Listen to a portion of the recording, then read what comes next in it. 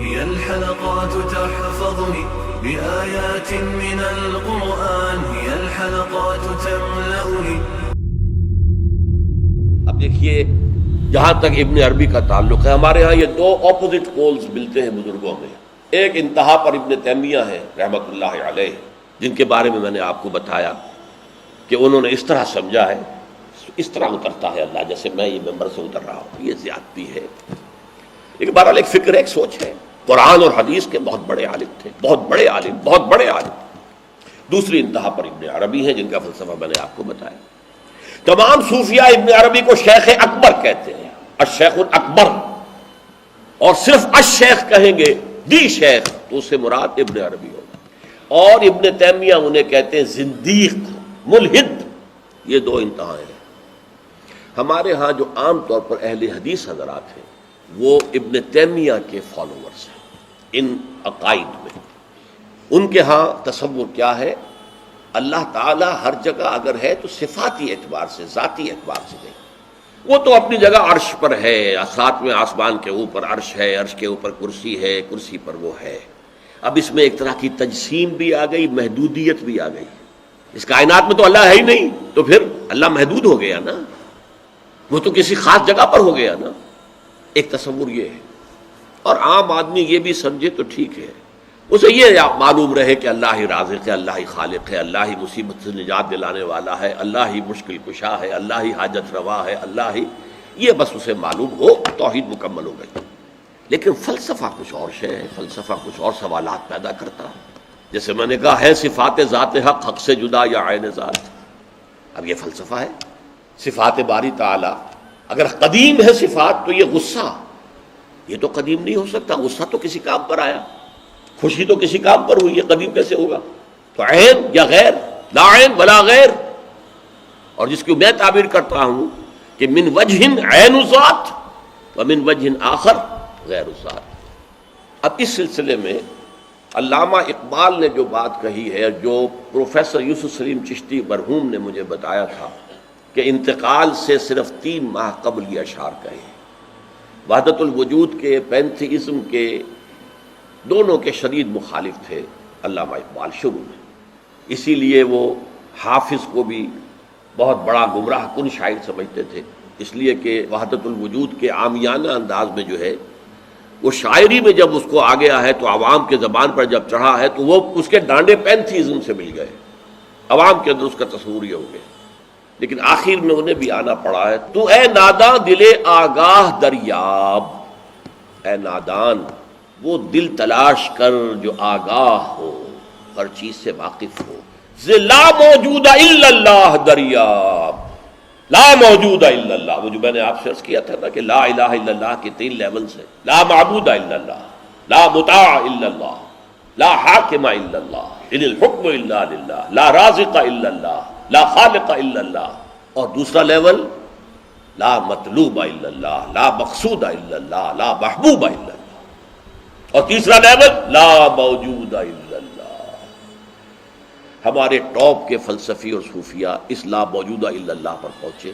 اور 12ویں صدی کے مجدد اعظم شاہ ولی اللہ دہلوی رحمۃ اللہ علیہ، انہوں نے اس میں قول فیصل کہا کہ محی الدین ابن عربی کی وحدت الوجود اور شیخ احمد سرہندی کی وحدت الشہود میں باریک سا فرق ہے تعبیر کا، ورنہ وہ ایک ہی ہے. اور اس کو انہوں نے عنوان دیا توحید وجودی. ہندوستان میں ہمارے بڑے ٹاپ کے شاعروں میں سے تھے عبد القادر بیدل فارسی کے. اس وقت تک ابھی اردو کا وجود ہی نہیں تھا، اردو تھی نہیں ہندوستان میں اس وقت. تو شیخ عبد القادر بیدل جو ہیں وہ وحدت الوجود کے بہت بڑے قائد تھے.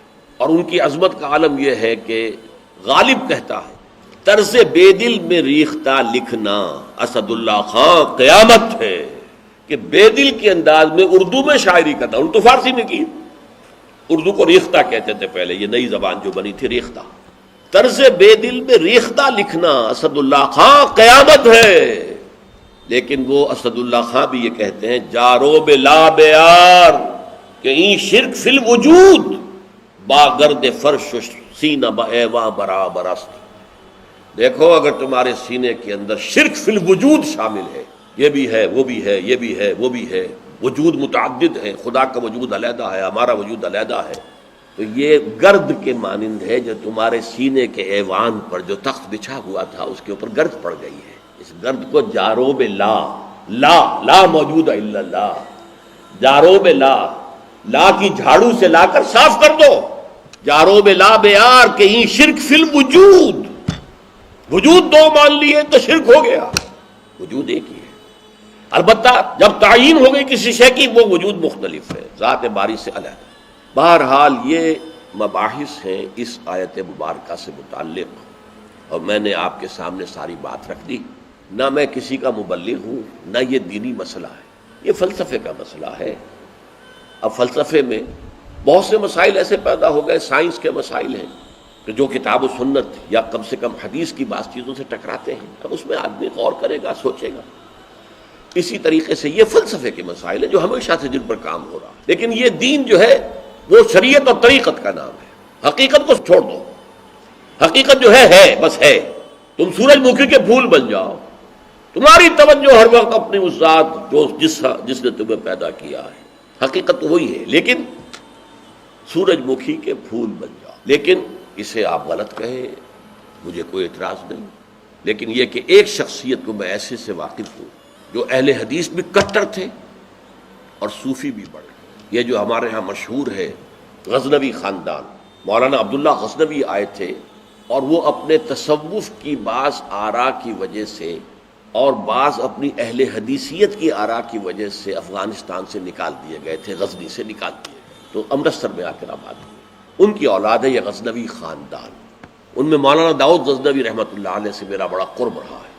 ان کے پھر بیٹے تھے ابو بکر غزنوی، وہ معروف ہیں، کافی لوگ ان سے واقف ہوں گے۔ داؤد غزنوی رحمۃ اللہ علیہ، یہ دو متضاد چیزوں کا مجموعہ تھے، تصوف بھی اور اہل حدیثیت بھی۔ عام طور پر اہل حدیث کی ساری توجہ ظاہر پر رہتی ہے، وہ باطن میں جانتے ہی نہیں، اندر نہیں جاتے، فلسفے سے کوئی تعلق ہی نہیں۔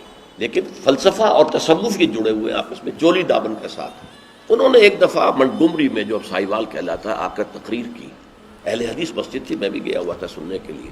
انہوں نے وہ اہل حدیث نوجوانوں سے کہہ رہے تھے کہ دیکھو تم اپنے مسلک پر قائم رہو، ہم غیر مقلد ہیں، ہم کسی کے مقلد نہیں ہیں، نہ ابو حنیفہ کے نہ مالک کے، لیکن کبھی بھی ان ائمہ کی توہین نہ کرنا۔